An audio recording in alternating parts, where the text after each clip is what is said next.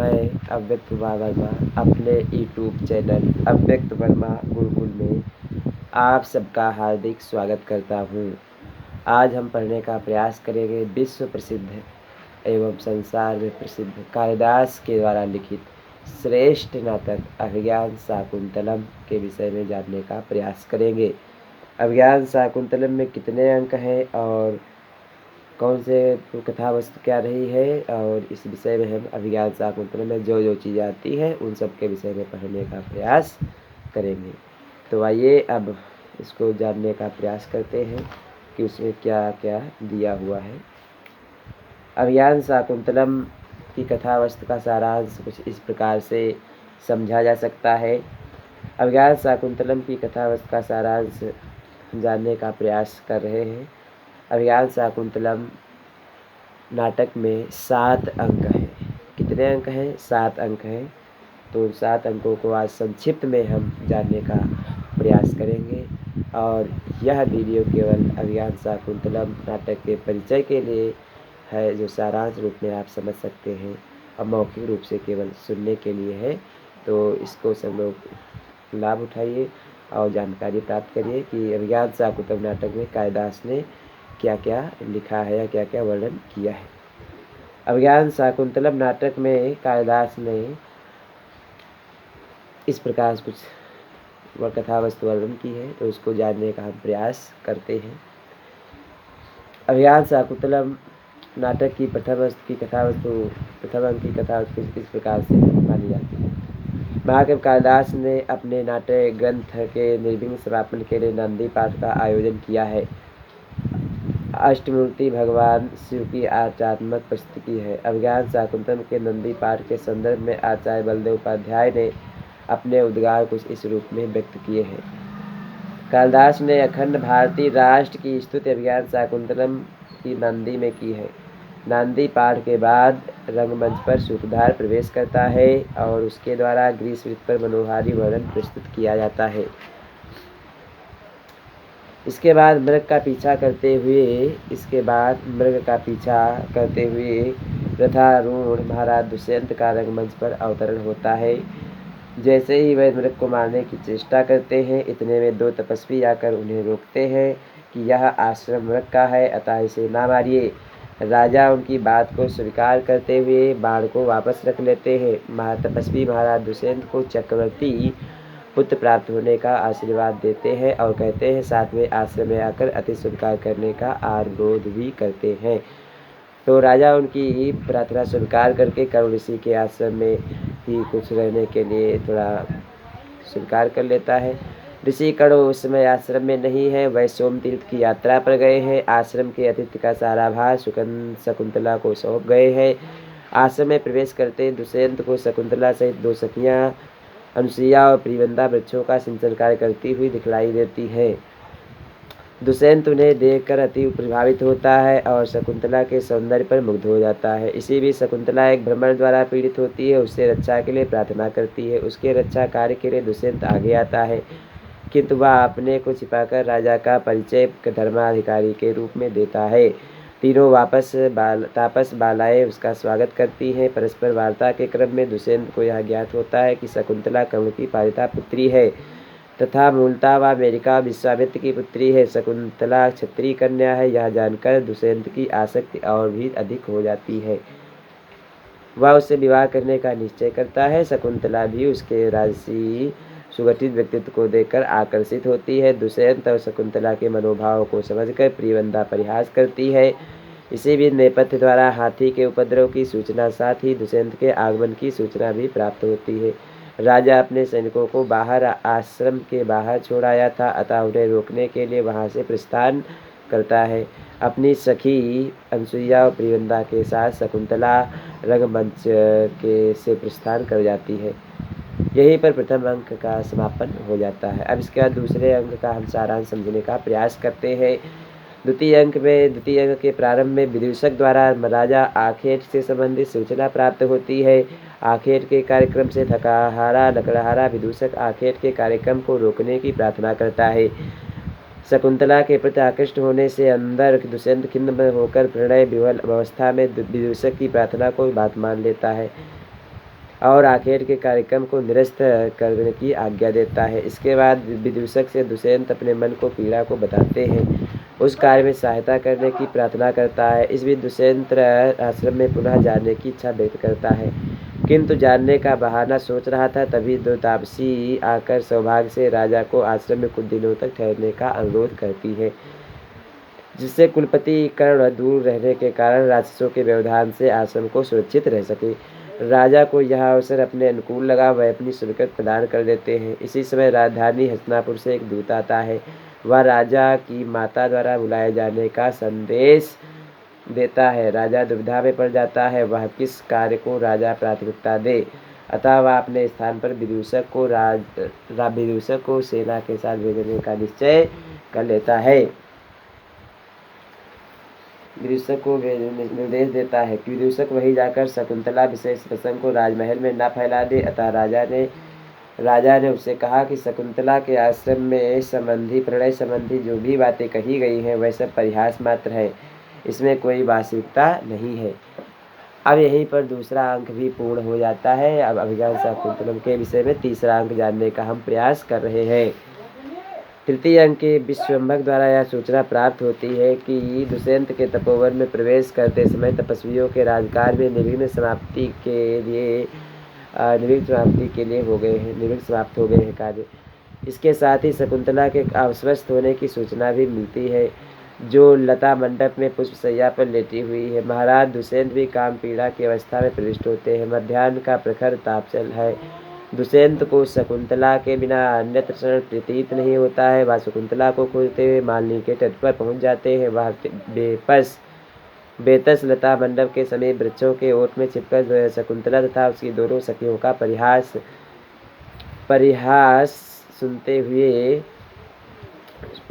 सुन करके वार्तालाप श्रवण करता है, और शकुंतला सखियों से वार्तालाप के क्रम में यह स्वीकार भी कर लेती है कि वह दुष्यंत पर आसक्त है तथा उसके दर्शनों के बिना वह जीवन धारण नहीं कर सकेगी। यह जानकर सखियां उसे राजा के समीप भेजने के लिए मदन पत्र यानी प्रेम पत्र, अंग्रेजी में इसे कहा जाता है लव लेटर, लिखवाती है। इस लेख में अंतर्दशा का जीवंत वर्णन प्रस्तुत करती है। राजा इन संपूर्ण व्रतों से अवगत होकर राजा उसमें प्रवेश करता है, बेतसकुंज में प्रवेश करता है। सखी के प्रति प्रेम भाव रखने के लिए दुष्यंत की प्रतिज्ञा कराकर प्रियवंदा अनसुईया वहां से चली जाती है। फलस्वरूप दुष्यंत और शकुंतला के प्रणय व्यापार का उन्मुक्त अवसर प्राप्त हो जाता है। दुष्यंत शकुंतला से गंधर्व विवाह का प्रस्ताव करके उसके मुख को चुंबित करने का प्रयास करता है, लेकिन शकुंतला आनाकानी करती है। उसी समय गौतमी के आने की सूचना मिलती है। राजा दुष्यंत बच्चों की ओट में छिप जाता है, और जैसे राजा दुष्यंत गौतम की ओट में छिप जाता है, बच्चों की ओट में छिप जाता है, गौतमी शकुंतला को लेकर प्रस्थान करती है। यज्ञ में राक्षसों के विघ्न को दूर करने के राजा दुष्यंत भी वहां से प्रस्थान कर जाते हैं। अब इसके बाद हम तीसरे अंक के बाद चौथा अंक जानने का प्रयास करेंगे कि कौन सी कथा वस्तु उसमें बताई गई, क्या बताया गया है।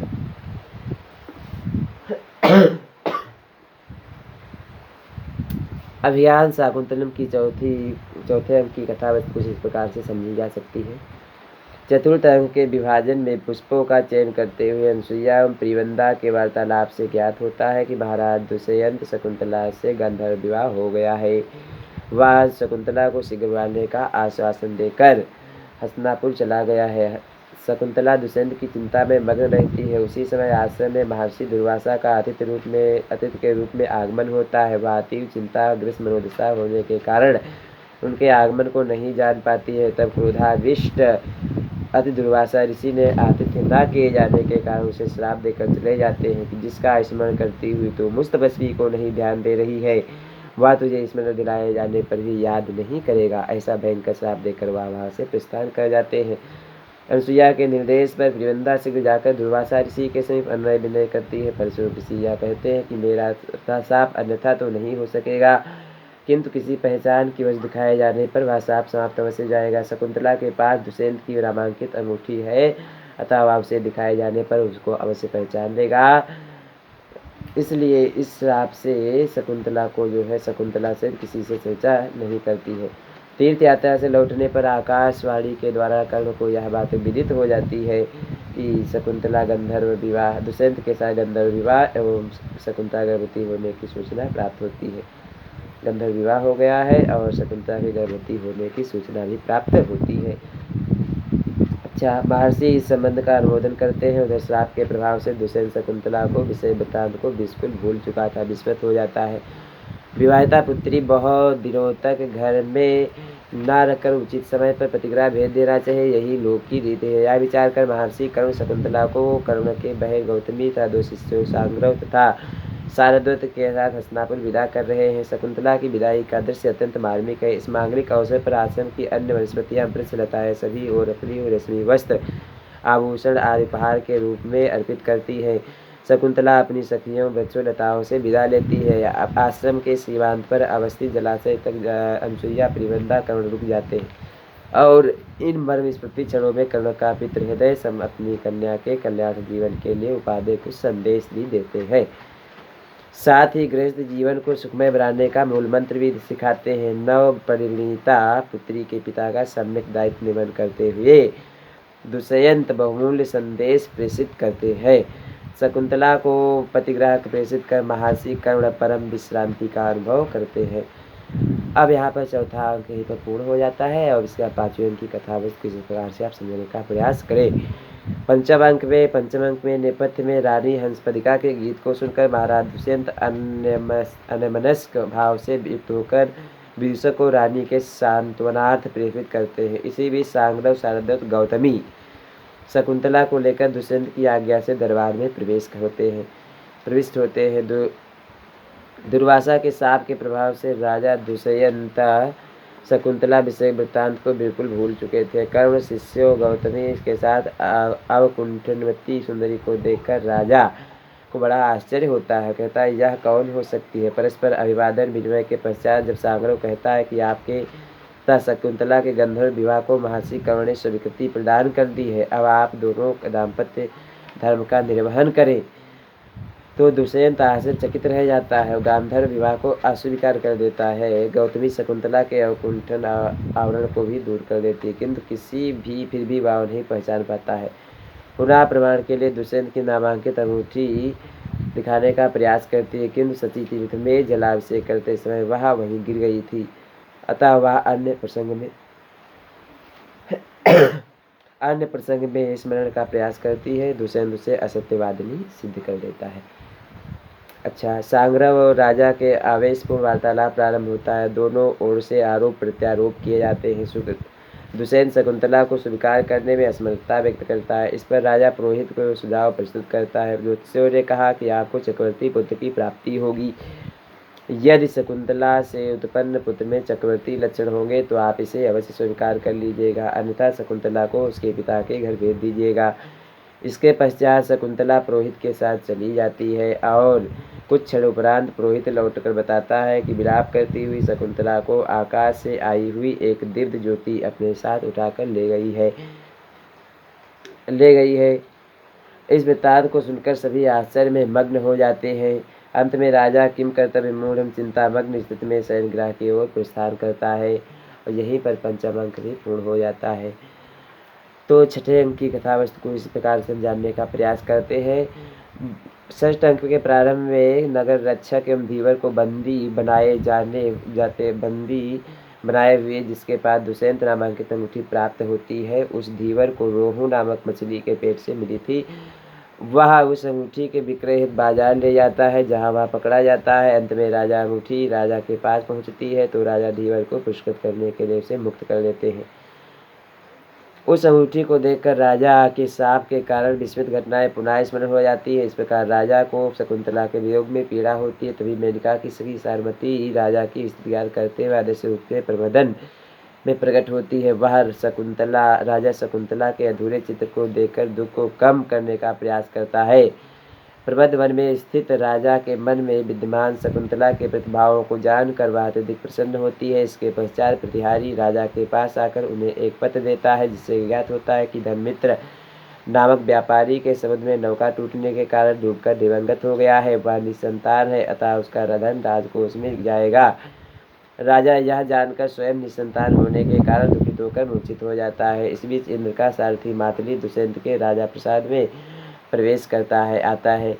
वह राजा को संदेश देता है कि दैत्यों के संहार हेतु देवराज इंद्र ने उन्हें बुलाया है। राजा इंद्र के सहायता स्वर्ग के लिए प्रस्थान करता है। तो यहीं पर छठा अंक भी पूर्ण हो जाता है।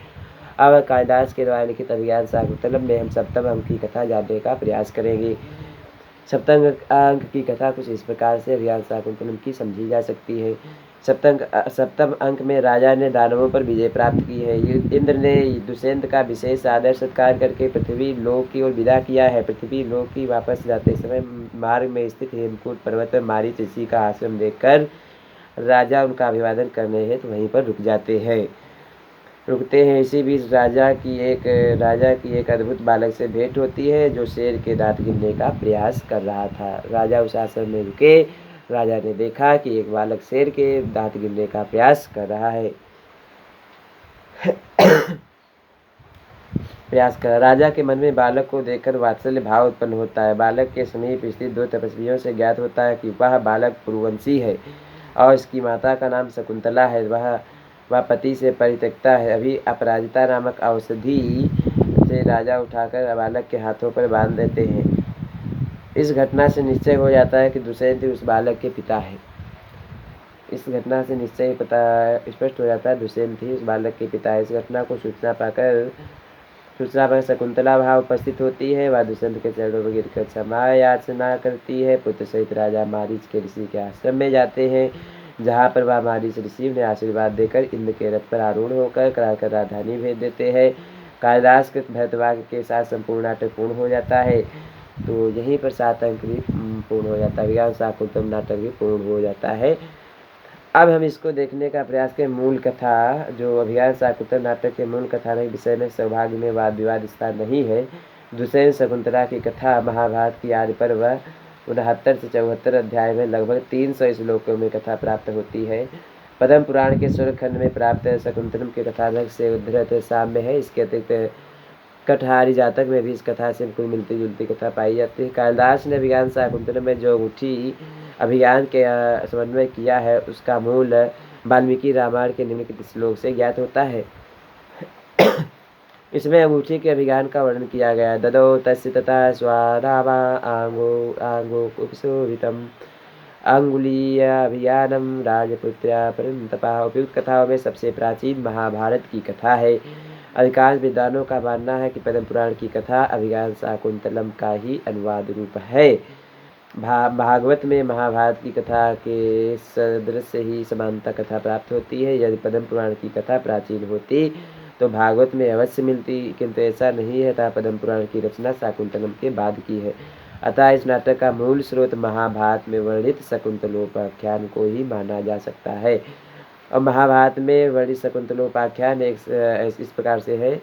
एक समय राजा दुष्यंत अपनी बड़ी सेना लेकर अमात्य पुरोहित इत्यादि को लेकर आखेट खेलने गए। शिकार खेलते हुए महर्षि कर्ण के आश्रम में पास अपनी सेना अमात्य मंत्री को बाहर रोककर राजसिंह उतार कर आश्रम में प्रवेश किया। महर्षि उस समय समुदाय लेने के लिए वन में गए थे। राजा द्वारा पुकारने पर एक तापस कन्या के द्वारा उनका स्वागत करने हेतु बाहर आई। उसके रूप और मधुर वाणी पर आकृष्ट होकर राजा ने कन्या का वृत्तांत पूछा। कन्या ने बताया कि यह ऋषि विश्वामित्र और अप्सरा मेनका की पुत्री है। जब राजा को ज्ञात हुआ कि यह एक क्षत्रिय कन्या है तो उसके प्रति और प्रेम व्यक्त किया। गांधर्व विवाह का प्रस्ताव किया। इस पर शकुंतला ने कहा, मेरे पिताजी कुछ समय बाद समिधाएं लेकर आ जाएंगे। आप उनसे प्रतीक्षा करें, वही निर्णय करेंगे। परंतु राजा ने कहा, गांधर्व विवाह क्षत्रियों के लिए विहित है। तब शकुंतला ने राजा को इस प्रकार अपना गंधर्व विवाह का प्रस्ताव रखा। मयि जायेत यः पुत्रः सा भवेत वयनन्तरं युवराजो महाराजा सत्यमेत भवेत्। में मेरा ही पुत्र युवराज होगा और राज्य का उत्तराधिकारी होगा। इस प्रकार शकुंतला ने राजा की प्रतिज्ञा करवाकर गंधर्व विवाह किया। और उसके बाद हम जानने का प्रयास करते हैं क्या क्या दिया है, इसको देखने का प्रयास करते हैं। तो कुछ समय बाद शकुंतला के साथ समय व्यतीत करके दुष्यंत बहुत भारी सेना लेकर भेजकर शकुंतला को शीघ्र बुलाने का वचन देकर समिधाओं को चले जाते हैं। अपनी राजधानी चले जाते हैं। कुछ पश्चात ऋषि कर्ण वापस आकर आश्रम में आ गए, किंतु लज्जा और शकुंतला उसके सामने नहीं आई। उन्होंने अपने तपोबल से सारी घटनाएं जान ली और शकुंतला को वर प्रदान किया। कालांतर में शकुंतला ने आश्रम में एक पुत्र को जन्म दिया। कर्ण ने उसके जाति कर्माद 6 संस्कार किए। 6 वर्ष की आयु में वह बालक बहुत पराक्रमी हो गया। महाबली होने के कारण ऋषि ने उसका नाम सर्वदमन रखा। अधिक समय तक शकुंतला को आश्रम में रखना उचित ना समझ करके कर्ण ऋषि ने सर्वदमन सहित तपस्वियों के साथ दुष्यंत के पास भेजा और तपसी दोनों को दुष्यंत के पास ले गए। सारी बातें कहकर आश्रम लौट आए और राजसभा में पहुंचकर शकुंतला ने दुष्यंत को विगत प्रसंग सुनाया। सर्वदमन को पुत्र रूप में स्वीकार करने की प्रार्थना की, परंतु राजा ने सारी बातें स्मरण होते हुए भी शकुंतला को पहचानने में असमर्थता व्यक्त करते हुए बालक को प्रमाणने से अस्वीकार कर दिया और कहा कि तुम्हारा मन हो तो यहाँ रुको, अन्यथा जा सकती हो। लज्जित और क्रोधित शकुंतला ने सत्य धर्म की दुहाई दी, परंतु राजा से कुछ नहीं माना। निराश होकर शकुंतला ने अपने पुत्र को लेकर वहां जाने लगी। तभी आकाशवाणी हुई, हे राजन, यह शकुंतला सत्य कहती है, यह तेरा ही पुत्र है और शकुंतला तेरी भार्या है, तू इनको स्वीकार कर ले। तब राजा आनंदित होकर पुरोहित एवं अमात्यों की सम्मति से उन दोनों को पत्नी और पुत्र के रूप में स्वीकार कर लिया। अमात्यों आदि से राजा ने कहा, सुनो, यह देववाणी है।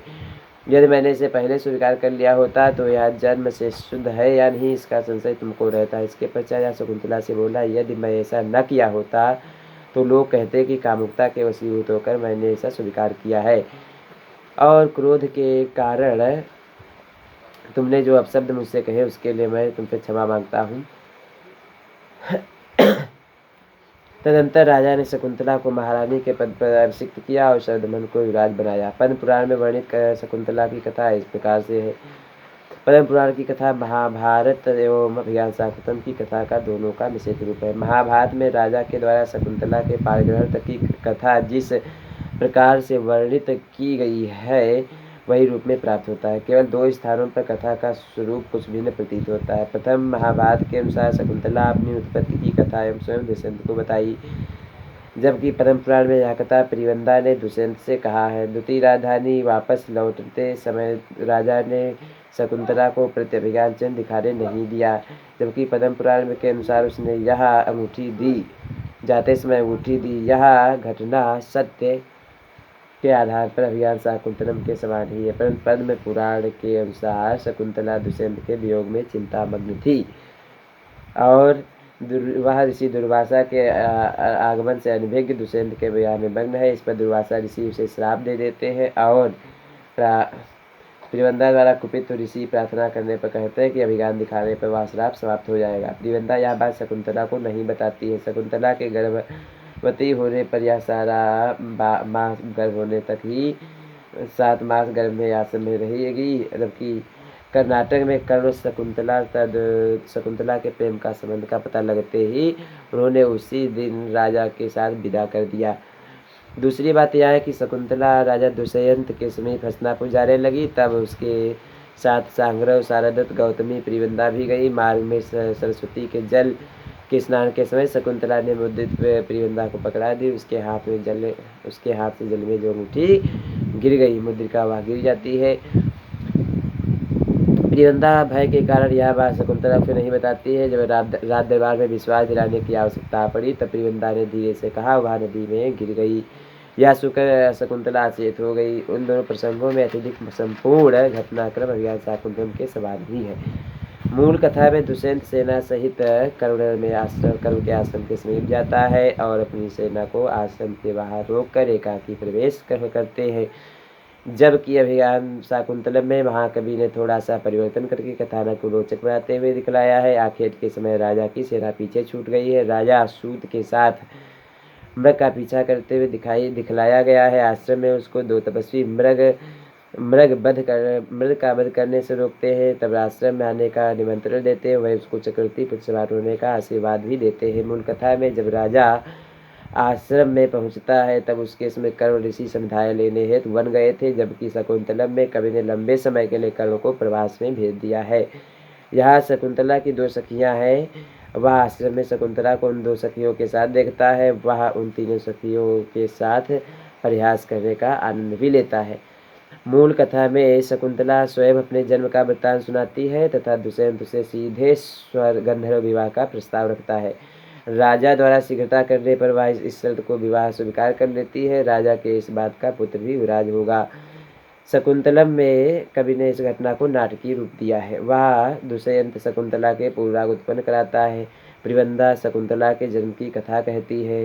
राक्षसों के यज्ञ की रक्षा के निमित्त वह अनेक प्रकार के दुष्यंत आश्रम में रहने की व्यवस्था भी करता है। दोनों में प्रेम भाव बढ़ता है। सखियों के सहयोग से शकुंतला गंधर्व विवाह संपन्न होता है। इस विवाह में शर्त की भी इस प्रकार की कोई शर्त नहीं है।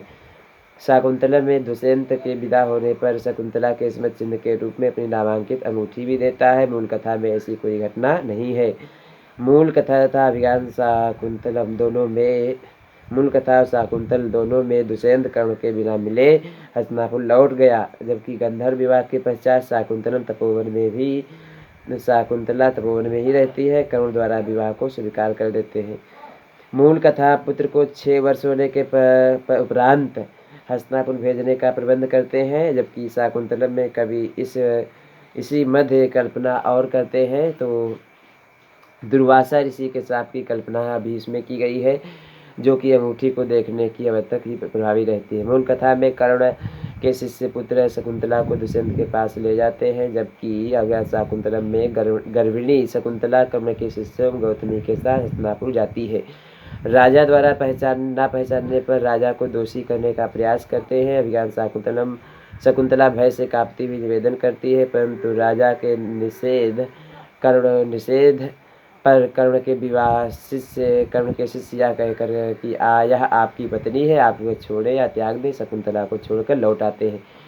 महाकवि कालिदास नवोन्मेष शालिनी प्रतिभा के उदीयमान रत्न है, जिनकी विचिंतन धारा कथा सूत्र के पलवने के तीव्र सजग समर्थ है। महाभारत और पद्म पुराण के नीरस और गतिरोधक घटना को उन्होंने काव्य चेतना से तीव्र गत्यात्मक श्रुतिपूर्ण और हृदयग्राही बनाकर अभिज्ञान शाकुंतलम को दर्शकों के सम्मुख प्रस्तुत किया है, जिसमें मौलिक परिवर्तन भी हुए हैं। कथा सूत्र को एक संजीवक और लोकरंजक बनाने में कवि का महान संकल्प छिपा है। एक रचनाकार के सजग धर्म की दृष्टि से यह युक्ति संगत है कि वर्ण स्थलों को अपनी रुचि के अनुसार जैसा बनाना चाहे कर सकता है, क्योंकि यह सृजन क्रम का एकांकी अधिपत्य है। तो कालिदास के द्वारा मूल कथा में परिवर्तन एवं परिवर्धन तो देखने का उद्देश्य परिवर्धन एवं उसका उद्देश्य महाभारत के आदि पर्व अध्याय 67 से 74 के बीच लगभग 300 श्लोकों में वर्णित शाकुंतलोपाख्यान से महाकवि कालिदास ने अभिज्ञान शाकुंतलम कथावस्तु को ग्रहण किया है। पद्म पुराण के स्वखंड में मूल कथा प्राप्त होती है, किंतु यह महाभारत अभिज्ञान शाकुंतलम से प्रभावित प्रतीत होती है। तथा संस्कृत के समाज लोगों ने पद्म पुराण को कालिदास द्वारा समकालिक एवं उत्तरवर्ती माना है। अतः स्पष्ट है कि पद्म पुराण कालिदास की कथा का आदि स्रोत हो नहीं सकता। इसके अतिरिक्त कटहल जातक में भी यह कथा पाई जाती है।